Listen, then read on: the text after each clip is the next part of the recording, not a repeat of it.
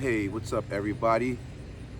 This is Addiction and Recovery Talk, episode 22. Here we are, back again. I'm an addict named Derek, and this is my co-host, Mike. And we're going to just roll from there. Mike, go ahead, give him some. We're going to flow today, man. We just wanted to talk about some of the degenerate things that you could actually fall into having a good time. So, drugs and partying was where it started with me. I wasn't necessarily a big drug addict. I was just a drug dealer. I was literally, my best friend at the time. I was supposed to be the best man in his wedding. And his mother asked him, "Are you sure you want Mike to be the best man? Because I heard if you want good cocaine, he's the person to call." Which was not cool. That was completely... Maybe it was cool back then. I thought it was, but it was fucking embarrassing. I mean, dude, it was embarrassing for him back then. He didn't like it. Right. And he tells his mom, no, it's not true. In the meantime, I'm supposed to be the best man in my best friend's wedding. This was the one chance in my life that I had an opportunity to do that. But instead, I decided to get high and fail my drug test for probation and go to fucking jail. These are the opportunities and things you're going to lose out on. That was a once-in-a-lifetime thing.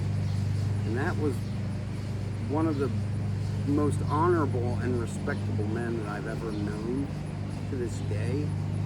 And we're not friends anymore. Pretty much haven't been since then. We talked a few times since then, but... Why are you not friends? Did the day that turn out good? I don't know. We didn't really talk after that. He moved on. Why? I mean, that was that the day, beginning. did you do something wrong? Yeah, I let him down. I told what my way? best friend that I wasn't going to Get high? and fail my drug tests and fucking go to jail and embarrass him when he told his mother, "No, Mike doesn't do that stuff." Then I go to jail. So I embarrassed him, made him look bad in front of his mother, made him look bad in front of all his people when he went to his wedding and his father had to step in and be the best man. Oh, you didn't show up? I couldn't, I was in jail.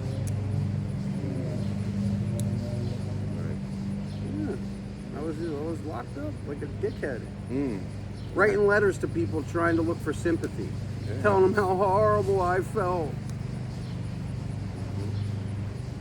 What about how horrible they felt?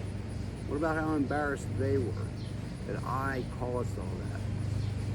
But I was looking for sympathy from other people. That's the shit you end up doing and ends up happening to you. When you think, "Oh, my friends are all losers, but I'm not. I'm different. I do what I want." Bro, you are the sum of the 5 people you hang out with most. And you will always, negativity will always drag you down. It spreads, it's like a virus. And when there's some negative shit that clings on to you, it's really odd because it's weird. It's almost like it has all these negative little fuck friends. And it's like, yo man, this guy's inept to our fuckery. This dude's inept to our fuckery. Go, let's go. And it spreads, and it spreads quickly. So pull up that back piece a little bit. Like that bendy piece, pull it up a little bit. Sorry guys, we're having some technical difficulties. Windy. Yeah. You make it a little more, pull that back, that's it. We lost our camera, y'all, fell down. We hood over here. We're amateurs. We're hood out here in the suburbs. We're amateurs. It's okay. So, those are the negative things. That's all the bullshit you're gonna go through. And then not only that, bro, I'm in jail. Jail sucks. My girl left me. Listen, trust me, when you go to jail, plan on your woman leaving you. And if she doesn't, she's most likely cheating on you. And if she's not, it's very rare. Very, very, very rare. It does happen every once in a while. There are some good women that will be loyal, especially in this day and age. But don't count on it. And why should she? You're not worth it, dude. Right. You're going to jail. Why should she? Why should she? You are in and out of jail. What are you going to do for her? Women, here's Track the her thing, down. guys. We love women for who they are. We could take a girl who's working fries at McDonald's and be why we making millions and fall in love with her. No woman's gonna do that. It's just not in their biology. It's not in their brain. You can't blame them for that. It's not a bad thing. They're not. Oh, they're gold diggers. Listen, you're not gonna change the game, but you lose out on all these things because no woman wants to be around an unrespectable man that has no future. And if she does, she's a degenerate as well. So if you're attracting those kind of people, that's what you are.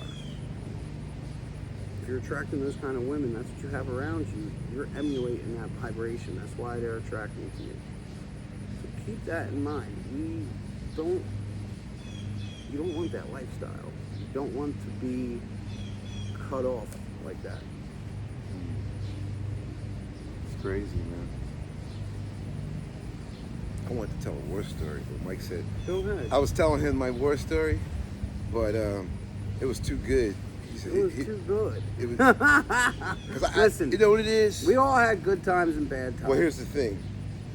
Let's talk about some good times. Well, here's the Fuck it, thing. why not? Like a lot of times people say don't glorify the wars, don't glorify drug addiction, but I did have some good times. It wasn't because I feel like my day was different, or my experience, or my era. It seems like most of us started out doing recreational, like smoking pot and drinking a little bit, and then we eased into the harder drugs. I don't know how it is today for young people. Like for instance, when I started smoking pot, it was like $1 a joint. And we smoked a little pot, you know, I mean, giggled and got the munchies. It was, you know, not saying it was good for Smoking us. that swag, smoking that brown weed. Yeah, smoke, you know, and we had some fun. But I had some good times too. But, and I'm not going to tell the story because I'm just not. I told him, but what happens is you get to the point where, like for instance, you want to recreate that good time, right? You want to do it again and again and again, and then, like for instance, that good story I told Mike, that was few and far between. And keep in mind, that story he told me, without the drugs, was still a great time. I mean, it was a So good if- story. Now, like he's saying, you want to top that every time. And that's like very much human nature, especially when you're on drugs. Yeah, it had something to do with a girl. Because you need that dopamine kick. So when you get that big kick that's natural, and now you're adding drugs on top of it, now Yeah. you're trying to top that. Yeah. You're setting yourself up for failure. I'll tell a little bit of the story. How Go about? ahead, yeah, come Not. I'm not gonna get. But the bottom line is, I was getting high with my friend, and my friend had to go to work, and I had a lot of money, a lot of coke, and I was shocked that he said he got to go to work because I don't think my friend was an addict. 'Cause this particular friend had the ability to say, "Okay, I'm done. I got to go home," and he did that a few times. And I'd be like, damn, dude, we got all this shit left. I was not the type that would just leave. Like, if there's drugs still around, I'm not leaving until it's all gone, and then I'm still gonna try to, try to get some more. You know what I mean? Like I would go days if I could. Cocaine's a hell of a drug. Yeah, so I left his house. Now, mind you, at the time I was living in Asbury Park, New Jersey, and back then, Asbury was like the Wild Wild West. So I leave his house. There was a lot of drugs out there. There was a lot of prostitution. And so I leave his house. I turn the corner. I see this beautiful girl, and I seen this girl a couple of times. And I was like, is she working? Is she, you know what I mean? Every time I saw her, but she was so good looking. I was like, no, she's too good looking to be out here like that. And this particular day, and I told Mike when I used to smoke cocaine, I couldn't talk for like 5 minutes. Yeah, I couldn't talk. I couldn't talk. So I pull up to this girl. It looked like she was having some type of distress, like she had just got in an argument with somebody or something. So I just pull up to this girl. She just gets in my car, and she just starts complaining to me about what she was upset about. And I'm not even listening. I'm not even hearing her because I can think about this is what I want to do. You know what I mean? So finally, you know, she starts talking to me. We introduced ourselves, and I found out. I said to her, "Do you get high?" She's like, "Yeah." I said, "Do you do coke?" She's like, "Yeah." I said, "Do you smoke?" She's like, "Yeah." I was like, "Oh, cool." So I said, I live real close. You want to go to my house? She's like, "Yeah." And I was telling him that I don't know what happened exactly or how, but I couldn't find my coke when we got to the house. To the point where she saw that something was wrong with me. She's like, "What's wrong?" I was like, I didn't want to tell her because back then, you can't really trust people. Like if you drop your shit. Back then, Well, you can't trust drug addicts, y'all. Yeah, you can't trust. Yeah. So I was like, Most of y'all are stealing from your mama. yeah. So I figured if I tell her and she finds it before I do, she's gonna take it and leave. You know what I mean? Because let's face it, back then, or when it comes to drugs and women or whatever, it's things for things. So I'm gonna get her high, but I'm gonna expect something, and that's just how it is. That's that fucked up world. Yeah. So Ladies, keep that in mind. So we're looking for the shit. I'm in my room. I'm looking all around. She finds it and then yells to me, "I found it." And I go in the other room. She's jumping up and down like a cheerleader, telling me she found it and she gave it to me. And I was just like, wow. Like, I couldn't believe it. But I'm not going to get too further into the story, but we had a good time that night. And we ended up being friends for many years after that. But she was a prostitute and,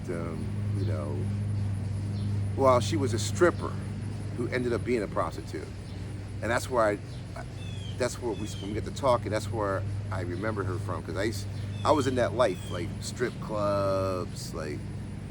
Remember what we said last week, y'all. You know, just like getting You'll be high. doing shit you swore you'd never fucking do. I had basically a job at the post office, and I cut lawns, but I still was a thief because there's never enough money when you're especially doing cocaine.